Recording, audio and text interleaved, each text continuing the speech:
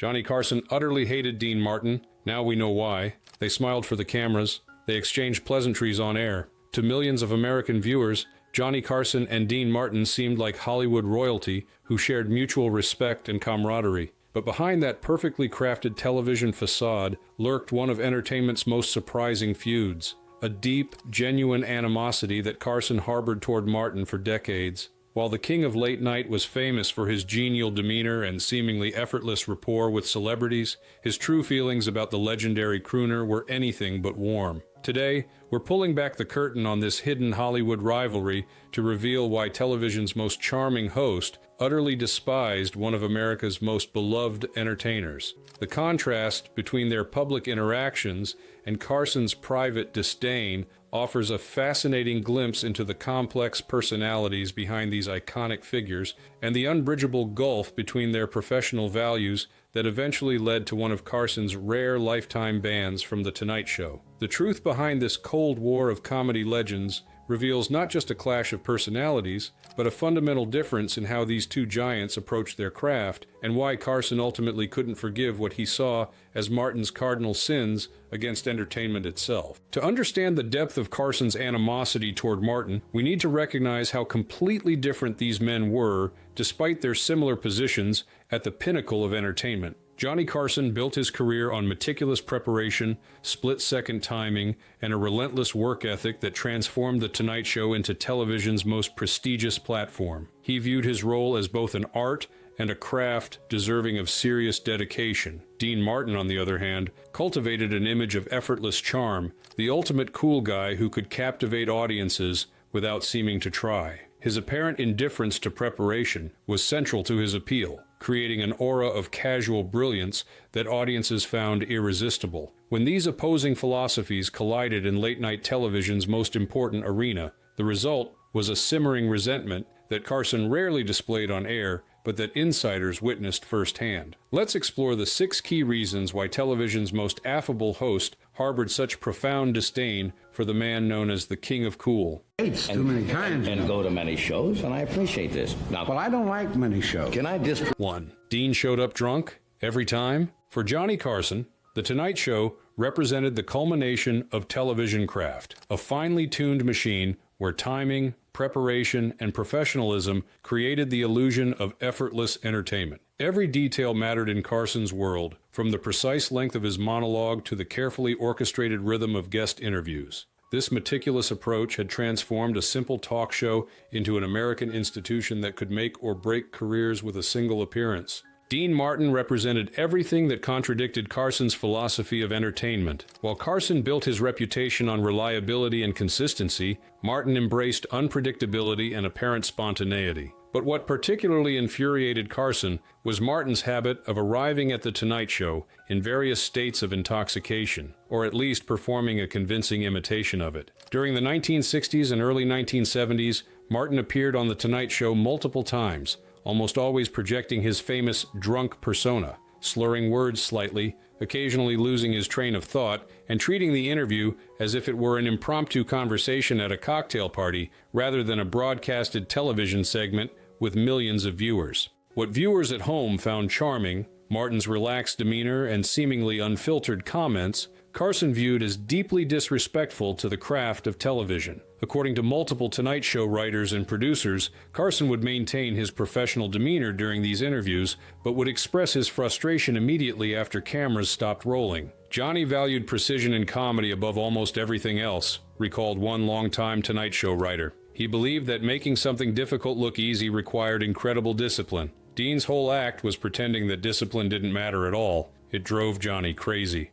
The breaking point came during a 1976 appearance when Martin's condition appeared to cross the line from his usual tipsy character to genuine impairment. According to staff members present that night, Martin repeatedly lost his place mid-anecdote, laughed inexplicably at comments that weren't intended as jokes, and at one point seemed to momentarily forget where he was. Carson, ever the professional, managed the segment without obvious irritation, but backstage afterward, he allegedly made his feelings crystal clear to his producer. "I don't care if it's an act. If you can't finish a sentence, you're not doing comedy. You're killing airtime." This quote, reported by several staffers, who worked on the show during that period, perfectly encapsulated Carson's fundamental issue with Martin. To Carson, comedy was a precision craft requiring perfect execution. To Martin, it was an attitude, a vibe, an aura of casual coolness that didn't need to follow the rules of conventional performance. After this appearance,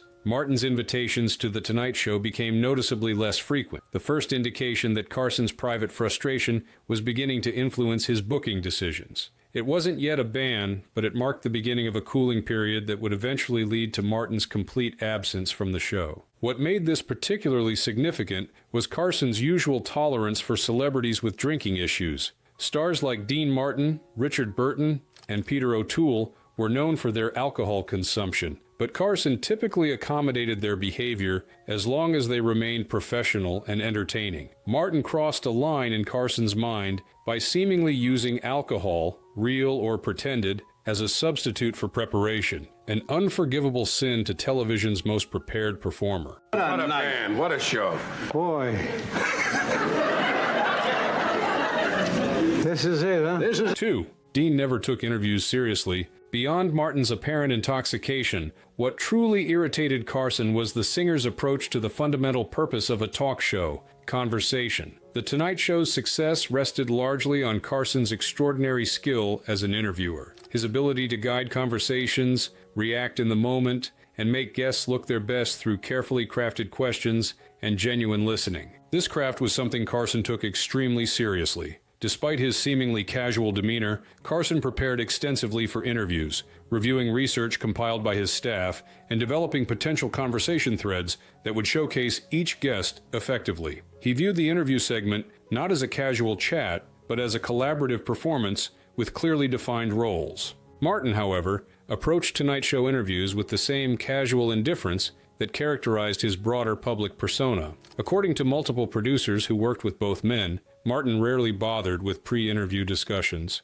often arriving moments before his segment without any preparation for topics Carson planned to cover. Once on air, Martin's interview style frustrated Carson in several specific ways that industry insiders identified as particular pet peeves of the host. Martin was notorious for giving one-word answers to carefully crafted questions, forcing Carson to work doubly hard to maintain conversation flow. He would frequently interrupt Carson's setups before the host could reach the actual question. Perhaps most irritatingly, Martin often ignored questions entirely, instead launching into unrelated anecdotes that derailed the interview's intended direction. Johnny hated guests who made the host do all the work, and Dean was the worst offender, recalled a former Tonight Show talent coordinator. Most guests understood that their job was to meet the host halfway in creating good television. Dean acted like he was doing Johnny a favor just by showing up. This approach created visibly awkward moments during their on-air interactions. In one particularly notable 1974 appearance,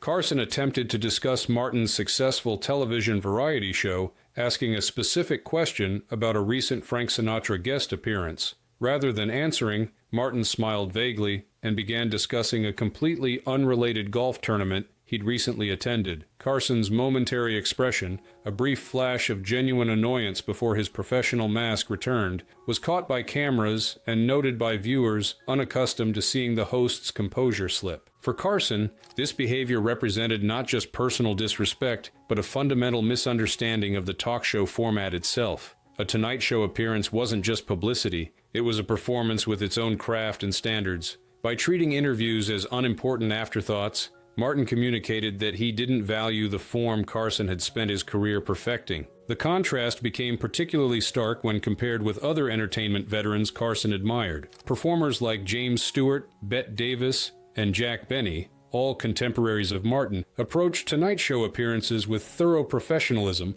respecting the medium and collaborating with Carson to create memorable television moments. Their preparation and engagement highlighted Martin's indifference by comparison. According to staff who worked closely with Carson during this period, Martin's casual approach to interviews ranked among the host's most significant professional irritants. While viewers might perceive Martin's behavior as refreshingly authentic compared to the carefully managed appearances of other celebrities, Carson saw it as borderline unprofessional, a sentiment he expressed privately but managed to conceal almost completely on air.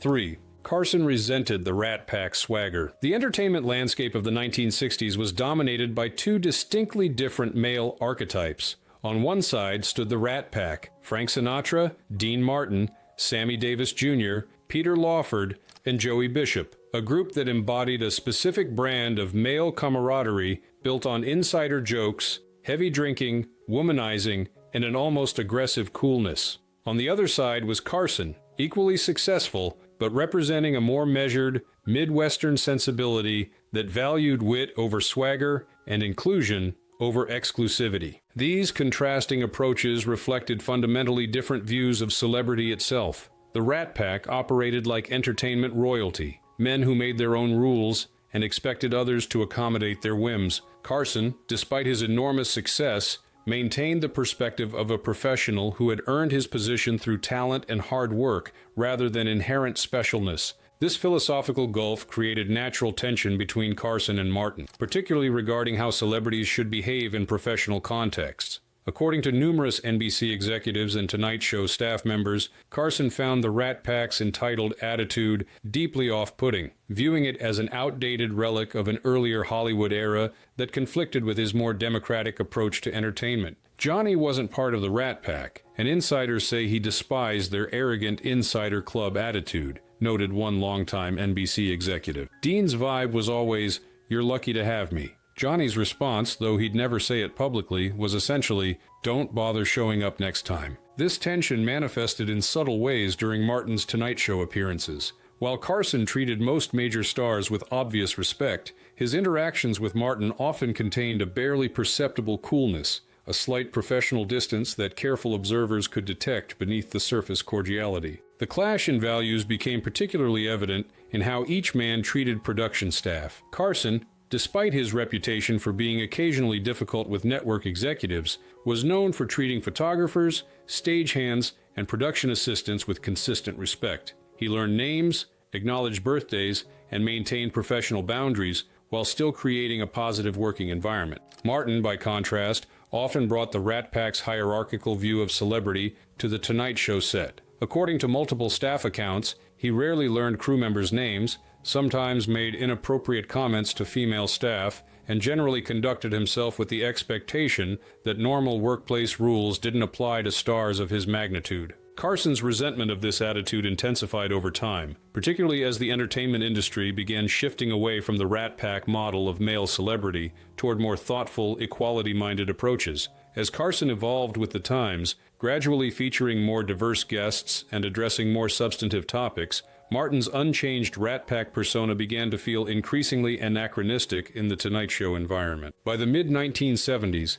the philosophical gap between the two men had widened considerably. Carson had firmly established himself as television's preeminent interviewer, a thoughtful host whose success came from making his guests shine rather than dominating them with his own personality. Martin remained entrenched in his Rat Pack identity, a star who expected deference and accommodation rather than collaboration. This fundamental difference in how they viewed their roles in entertainment created an unbridgeable divide that went beyond personality conflicts or professional disagreements. It represented two competing visions of celebrity itself, one built on exclusivity and inherent specialness, the other on craftsmanship and earned respect, that simply couldn't be reconciled within the Tonight Show's increasingly Carson-defined framework. Hey, John, you're out here, I hear, doing some shows. Just came out to pick up the empties. The empties?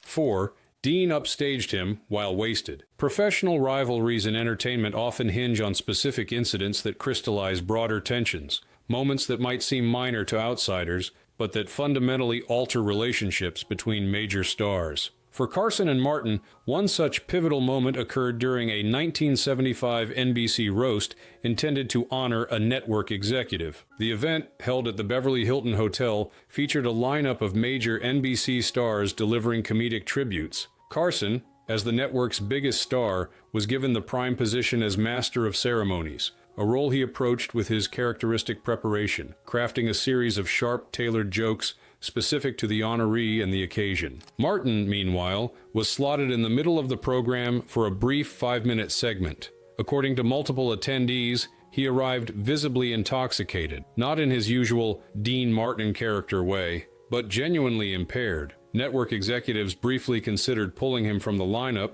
but ultimately decided that preventing a star of his magnitude from performing would create more problems than allowing him to proceed. What happened next has become legendary among NBC insiders from that era. Despite his condition, Martin delivered what many present described as the night's most hilarious performance. Seemingly without effort or preparation, he riffed extemporaneously for nearly twice his allotted time, generating continuous laughter with what appeared to be completely improvised material. Carson, who had spent days preparing his remarks, found himself in the uncomfortable position of following Martin's spontaneous triumph. While he delivered his material with professional skill, the contrast was unmistakable. Carson's carefully crafted jokes seemed almost stiff compared to Martin's freewheeling performance. Carson was reportedly furious backstage, calling Dean a lazy drunk with better writers, recalled one network executive who witnessed the aftermath. This comment, made in a moment of private frustration, revealed Carson's fundamental grievance: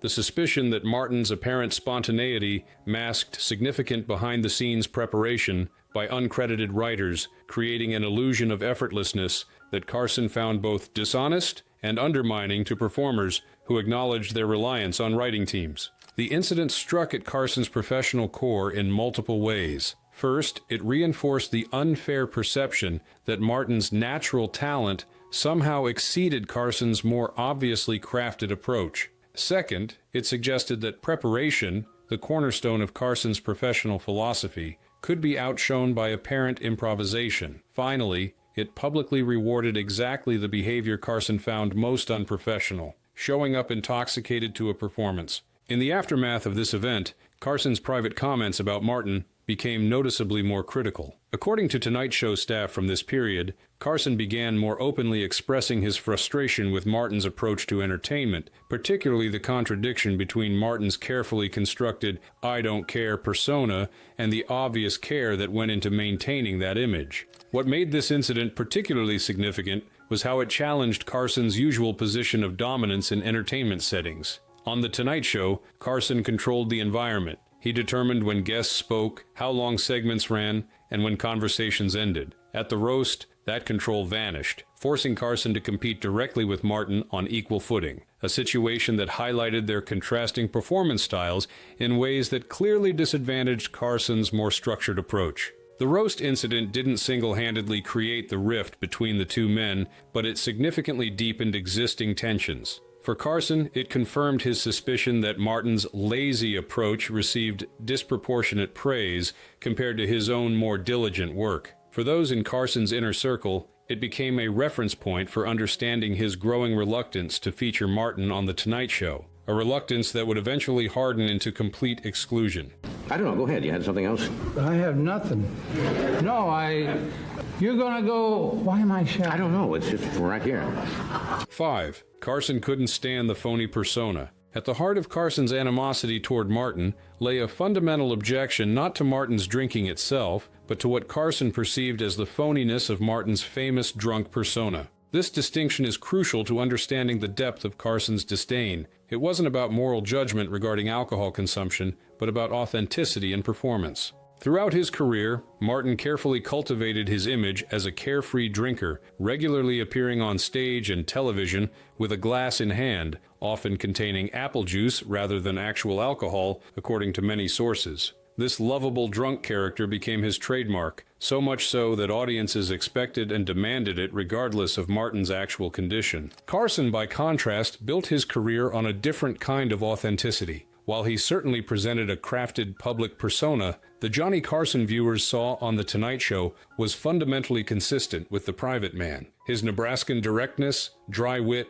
and emotional restraint weren't affectations, but extensions of his genuine personality, carefully honed for television. This created a philosophical impasse between the two performers. Carson believed that true connection with an audience required a fundamental honesty about who you were. Martin's entire career was predicated on an elaborately constructed character that may have had little relationship to his authentic self. One staffer claimed Johnny told him, "If you're going to drink, drink. But don't lie to people about who you are. On my stage," recalled a longtime NBC executive familiar with both men. This statement encapsulated Carson's core objection. Not that Martin sometimes drank heavily. Many of Carson's favorite guests did, but that he had built an entire public identity around a performance of drinking that was often inauthentic. The issue became particularly pronounced in the 1970s when reports began circulating in entertainment circles that Martin's famous intoxication was increasingly an act.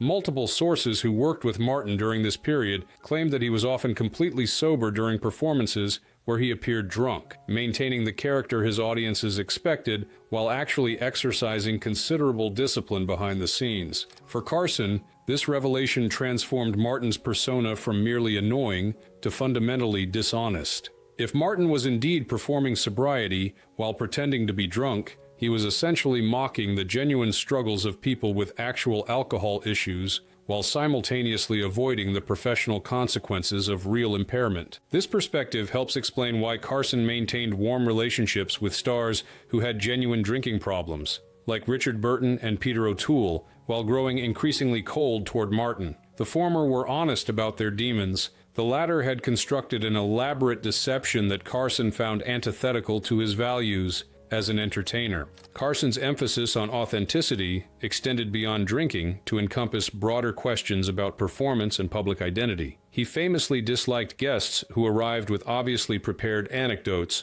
presented as spontaneous recollections, or who cultivated public personas that deviated radically from their private selves. Martin, in Carson's view, represented the extreme of this approach, a performer whose entire public identity was potentially a carefully maintained fiction. This philosophical disagreement reflected deeper cultural shifts occurring during the 1970s, when audiences increasingly valued authenticity over the more constructed celebrity images of previous eras. Carson, despite his traditional demeanor, was evolving with these changing expectations, while Martin remained committed to an older model of stardom built on carefully maintained illusions. By the late 1970s, the gap between their approaches had become unbridgeable. Carson increasingly viewed Martin's persona as a relic of a less honest entertainment era, while Martin likely saw little reason to abandon a character that had served him successfully for decades. Their fundamental disagreement about the proper relationship between performer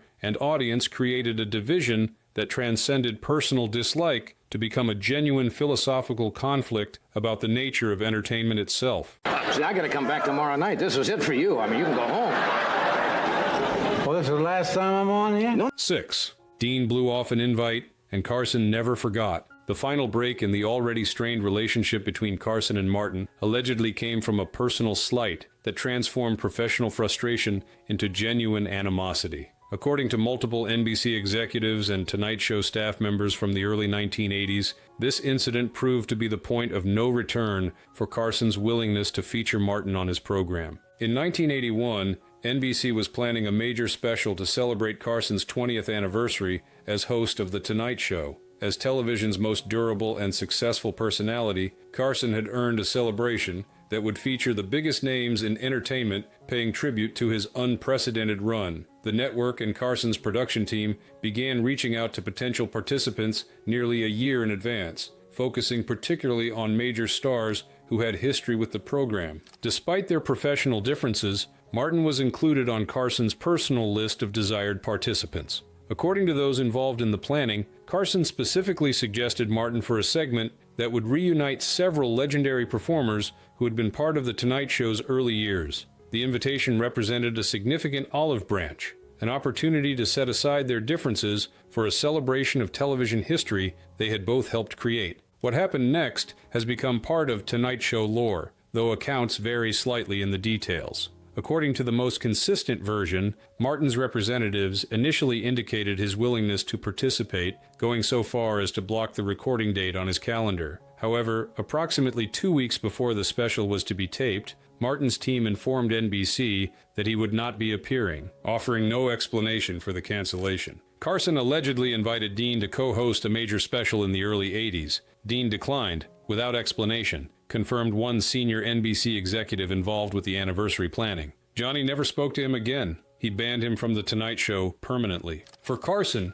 this unexplained rejection crossed a line from professional disagreement into personal disrespect. Throughout his career, Carson had maintained a strict separation between his private opinions of celebrities and his professional obligation to feature major stars on The Tonight Show. Martin's unexplained withdrawal from the anniversary special collapsed that distinction, transforming him in Carson's mind from a professionally frustrating guest to someone who had delivered a personal slight. The timing of the cancellation made it particularly offensive to Carson. Coming just weeks before the special was to be recorded, Martin's withdrawal created logistical challenges for producers who had to reconfigure segments that had been planned around his participation. This practical inconvenience, combined with the perceived personal rejection, created a perfect storm for Carson's legendary capacity to hold a grudge. In the aftermath of this incident, Martin's name reportedly joined a very short list of celebrities who were effectively banned from The Tonight Show during Carson's tenure. Unlike some temporary banishments that Carson occasionally imposed and later lifted,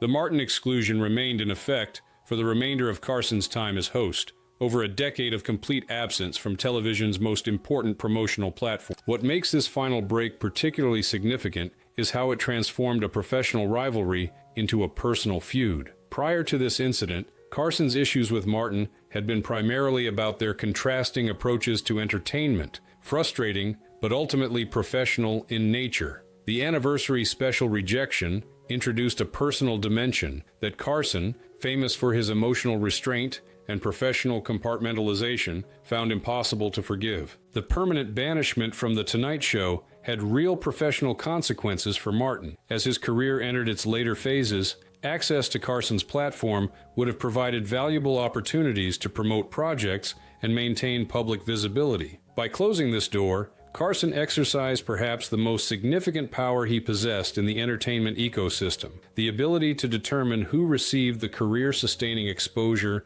that only The Tonight Show could provide. This final chapter in their troubled relationship reveals something essential about Carson's character. Beneath his genial public persona lay a man who placed enormous value on loyalty, respect, and professional courtesy. When Martin violated these core principles, he discovered the limits of Carson's famous tolerance, transformed instantly from occasional guest to permanent outsider in television's most important kingdom.